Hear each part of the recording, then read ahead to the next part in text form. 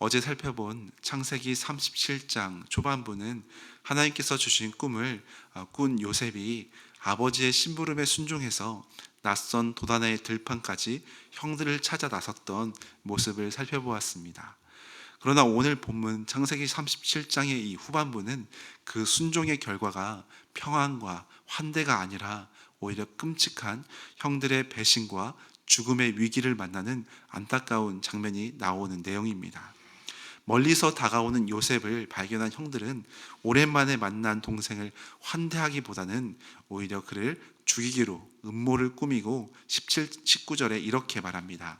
서로 이르되 꿈꾸는 자가 오는도다. 형들의 이 말은 조롱과 멸시의 말투였습니다. 그리고 20절에 보면 자, 그를 죽여 한 구덩이에 던지고 그의 꿈이 어떻게 되는지를 우리가 볼 것이니라 하는지라, 이렇게 말합니다. 그들은 요셉을 죽여서 그 잘난 꿈이 어떻게 산산조각 나는지 똑똑히 보자고 조롱하고 있습니다. 형들은 요셉을 붙잡자마자 가장 먼저 23절에 보면 채색 옷을 거칠게 벗겨버렸습니다.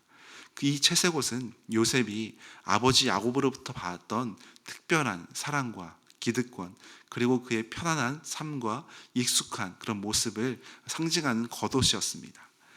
종교개혁자 존 칼빈은 이 장면을 가리켜서 하나님은 당신의 종을 쓰시기 위해서 먼저 세상이 입혀준 헛된 영광의 옷을 잔인할 만큼 철저히 벗겨내신다라고 해석했습니다. 이처럼 세상은 우리의 믿음과 꿈을 향해서 내가 믿는 하나님이 너를 어떻게 구원하는지 보자며 조롱할 때가 있습니다. 때로는 내가 굳게 의지하던 건강의 채색옷, 또 때로는 물질의 채색옷, 때로는 직장과 지위의 채색옷이 하루아침에 처참하게 벗겨지는 고통을 겪을 때도 있습니다. 그러나 하나님은 우리의 자아에 화려한 겉옷을 벗겨내는 대신에 거룩한 사명이라는 새로운 영광스러운 은혜의 옷을 다시 입혀주시기를 원하십니다. 채색옷이 벗겨진 이 요셉은 깊은 구덩이에 던져지고 24절에 보면 그를 잡아 구덩이에 던지니 그 구덩이는 그 속에 물이 없었더라라고 묘사하고 있습니다. 히브리어로 구덩이를 뜻하는 단어는 보르인데 이 구약 성경에서 종종 죽음의 세계, 즉 스올, 이 음부를 상징하는 단어로 쓰일 때가 있습니다. 사방이 꽉 막혀 있고 생명을 유지할 물 한 방울 없는 외로운 고립과 절망스러운 공간을 묘사한다고 할 수 있습니다. 그런데 요셉이 이 어두운 구덩이 속에서 울부짖을 때 하나님께서는 직접적으로 관여하지 않으시는 것 같습니다. 하나님의 칭문만이 흐르는 모습입니다.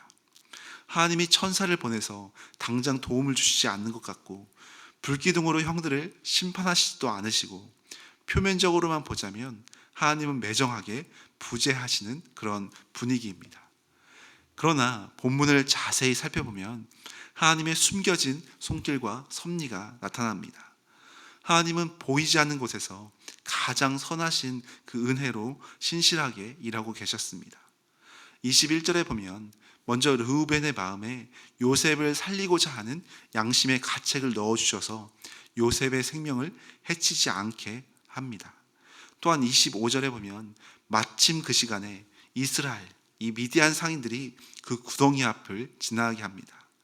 또한 26절에도 보면 유다의 입술을 빌려서 요셉을 죽이지 말고 애굽으로 내려가는 상인들에게 팔아 넘기자는 제안을 하게 합니다.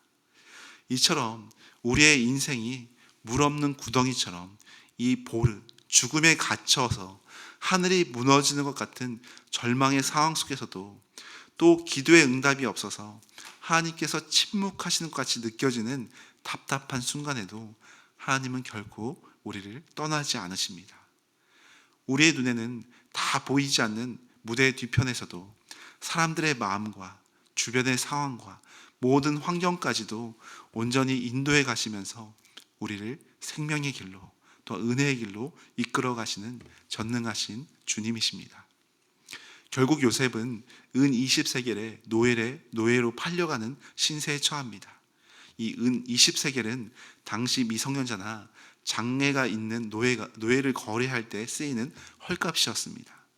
훗날 은 30세겔에 팔리신 예수님의 그 고난을 우리가 또한 묵상해 볼 수 있는 그런 장면입니다. 그리고 31절부터 보면 형들은 수겸소를 쥐어서 그 피를 요셉의 채색옷에 적신 후에 아버지 야곱에게 가져가 요셉이 짐승에 찢겨서 처참하게 죽었다고 속이고 있습니다. 야곱은 가장 사랑하는 아들 요셉이 죽은 줄 알고 옷을 찢고 애통해하는 장면이 오늘 본문에 나타나고 있습니다. 형들은 구덩이에 던지고 노예로 팔아 넘기면서 요셉의 꿈이 산산조각 날 것이라고 생각했습니다.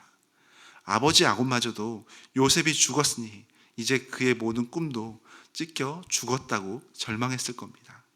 그러나 36절의 마지막 말씀은 우리에게 놀라운 역전의 말씀을 선포하고 있습니다.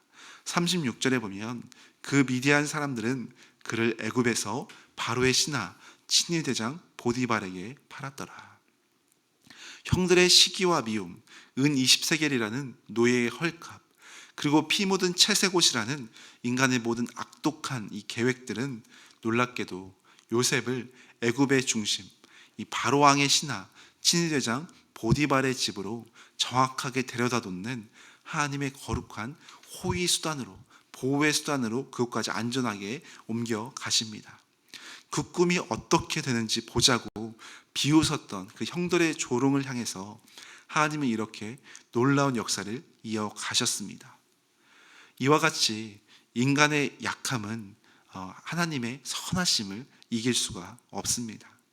세상 사람들이 하나님께서 주신 꿈을 구덩이에 던지고 피를 묻혀서 찢어버리려 할지라도 하나님께서는 그의 백성을 죽음의 골짜기에서 친히 건져내시고 반드시 승리의 자리로, 또한 은혜의 자리로 이끌어 가시는 선하신 주님이십니다. 요즘 구덩이에 우리가 갇힌 것처럼 메마르고 답답한 시간을 보내는 분이 혹시 있지는 않으십니까? 나의 의로움과 자존심의 채속옷이 다 무너지는 것 같고 세상으로부터 내가 믿는 하나님은 어디 있느냐며 조롱과 핍박을 받는 것 같은 그런 삶을 걸어가고 계시는 분이 있지는 않으십니까? 하나님은 그 절망의 구덩이 속에서도 쉬지 않고 신실하게 일하고 계셨습니다. 나의 연약함과 사람들의 배신과 억울한 오해마저도 특별한 재료로 삼으셔서 마침내 우리를 향한 구원의 섭리를 한치의 오차도 없이 완성해 가시는 전능하신 주님이십니다. 주변 사람들은 언제든지 하나님의 꿈을 꾸는 이 믿음의 사람들을 조롱하면서 그의 꿈이 어떻게 되는지 두고 보자고 말할 수도 있겠지만 우리는 믿음으로 선포할 수 있습니다. 하나님의 꿈을 꾸는 자는 결코 망하지 않고 승리한다는 것입니다. 오늘도 나에게 벗겨진 그 채색옷을 바라보면서 또 우리가 잘 이루어지지 않는 모습을 바라보면서 낙심하지 말고 보이지 않는 곳에서도 내 삶의 발걸음을 은혜로 신실하게 이끌어 가시는 선하신 그 하나님의 손길에 우리의 삶을 온전히 맡겨드리는 귀한 믿음의 사람들이 되시기를 소망합니다. 그래서 비록 노예처럼 끌려가는 고단한 현실을 걸어간다 할지라도 하나님이 주신 거룩한 꿈을 마음에 품고 승리의 걸음을 내딛는 복된 성도님들 되시기를 축원합니다.